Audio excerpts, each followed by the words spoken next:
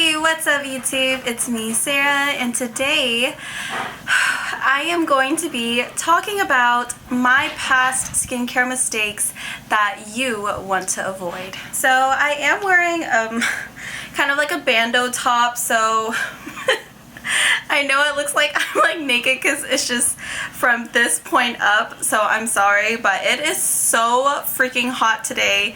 I live in Texas, so this heat is pretty serious, and I just really did not feel like wearing anything else right now. It's way too hot and I'm sweating all over. This is a pretty important video to me because I've received comments almost on a daily basis on past videos of mine, so they're kind of random, but I do get comments on old videos, and sometimes I do go back to my old videos and I watch it, or I look at the topic that I covered and I'm just like, part of it is a little bit cringy. I just felt like it was worth making a video today that kind of gave y'all an update on what mistakes I've personally made and what I feel are the most toxic or damaging skincare habits. I have a video in my very like beginning part of my channel where I showcase how to derma roll, and it's so cringy to me. It's just not good. It's not a good skincare habit to get into. It's not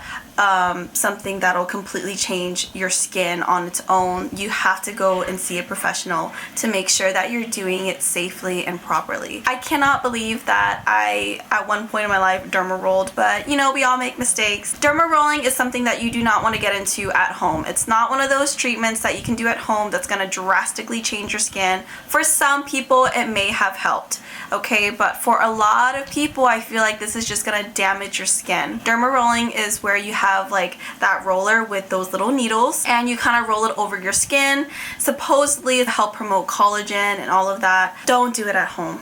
There's a risk of infection. You can spread the bacteria all over your face and you're just really gonna damage your skin and inflame it. It's gonna be so irritated, and every time after I would derma roll, even if it was just once a week or once every other week, my face was red and irritated and my skin didn't even look great. So I was doing all of that for nothing. So I do not recommend derma rolling. If you want to go to microneedling, see a professional so that you are for sure doing it right. You're not engaging in anything that can potentially harm your skin like this. I do not derma roll anymore. The texture of my skin has drastically improved after just keeping a very simple and gentle skincare mindset, incorporating a retinoid and you know, exfoliating once or twice a week really helps over time, and just protecting your skin, which I will get into a little bit later. At the beginning of my skincare journey, I did believe the harsher the better. So I slathered 100% tea tree oil all over my skin. My skin was so red and irritated at multiple points during this journey, and I remember just thinking tea tree oil is supposed to help. It's supposed to help with acne.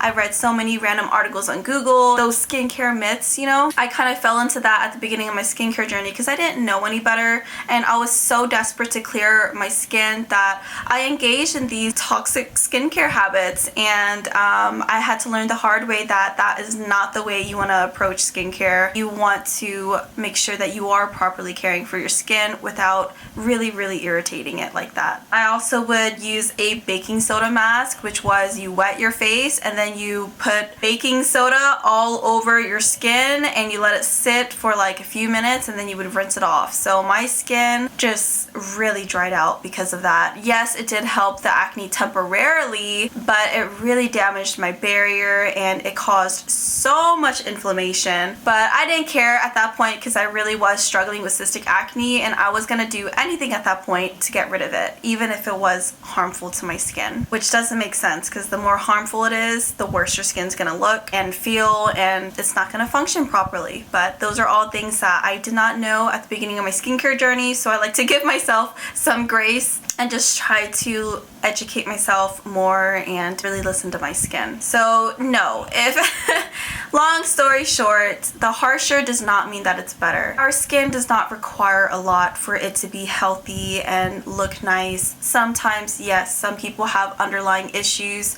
internal factors where they need that extra step. Maybe they need prescription medicine, maybe they need the topical treatments, all of that. It really depends on you as a person, and the only person that can really help you with that is a dermatologist. So seeing a doctor, voicing your concerns of your skin and having them address it and find the best treatment for you personally. Skincare is individualized, you know, everyone's skin is different, everyone is unique, so one shoe does not fit all when it comes to skincare. Also, back then following that harsher the better mindset back then, I never moisturized. So I was like, my skin's oily, so I'm just gonna dry it out and my skin will balance itself on its own over time. That is completely false, and I'm so mortified that I had that type of mindset at the beginning because I just really did a lot of damage with my skin. There were times where my skin was peeling and flaking and I was like, why is my skin so dry? And I never moisturized, so it made absolutely no sense why I was wondering that. I never even gave back to my skin. I never moisturized it. I never locked in that water and tried to prevent as much water loss as possible. I never did that, you know, and to me it's just so mind-boggling that I went on like that for longer than I would like to admit, but I went on like that with that mindset for quite a bit of time and my skin hated me. Another toxic skincare mistake that hopefully y'all are avoiding as of right now is popping your pimples. So I said this in multiple videos of mine. I even have a video that gives helpful, simple tips. It's an issue, you know, it's something that's not as easy to do. There are different factors that can be contributing to why you're even picking in the first place. If it's severe picking, then I do recommend you see a medical professional and kind of get that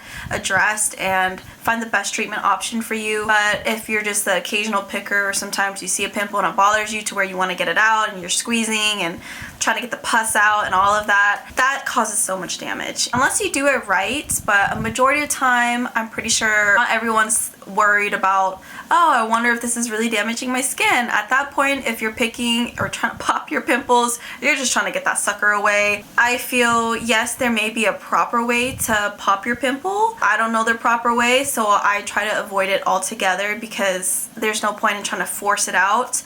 I just am very gentle with my skin now. I used to really pop my pimples back then, and that led to a lot of scarring on my cheeks. It's just not good for your skin altogether. And the last big skincare mistake that you want to avoid is not using SPF. Sun damage is cumulative, okay? So if you go out multiple times without SPF and you're spending different amounts of time in the sun, not protecting your skin, that accumulates over time. You really are at risk of damaging your skin cells, and your skin isn't gonna function the way it's supposed to because you're not protecting it. The UV rays can do a lot of damage on our skin deep under, so you wanna make sure that, you know, other than just the aesthetic or the cosmetic purposes of wearing sunscreen, it's really to protect the barrier, the function of our skin. We want to reduce the risk of skin cancer, all these other problems that may arise because our skin is exposed to the sun. I remember carrying the mindset back then, skin needs it, I'm trying to get tan, let me just burn the dark marks off my skin, the hyperpigmentation, you know, when I get a tan, it's gonna blend better together and all that. You know, I came up with all these like different ideas and justifications of not wearing SPF, right? And then I remember when I went to go to my laser hair removal session, the girl asked me, do you wear sunscreen? And I said, no, there's SPF in my makeup, so that's enough. And she is the first one who told me, that's not enough, you need to be wearing SPF. And from that day, I was like, I gotta wear SPF underneath my makeup. But it was so true, and I'm so glad that she told me that because it really made me think like, wow, okay, so I'm really not protecting my skin the way I should, and I need to start investing in a good SPF. Oh, that really changed my life, to say the least. But that's pretty much it. I hope that you guys enjoyed this video. Those were like the top 5 skincare mistakes that I felt were just so horrible people thinking back on. They're embarrassing to admit, but you know, we all make mistakes here and there, and skincare can be complicated and daunting to get into, especially if you're a beginner and you just don't know any better. Yeah, just be careful what you watch or what you read online, and really do your research. When in doubt, go see a dermatologist. But thank you so much for watching, everyone. If you haven't already, please make sure to check that description box down below. I have links to related videos of mine. I have a timestamp if you want to jump around this video. I also have links to other platforms that y'all will be able to connect with me on. And stay tuned, I post every single Monday.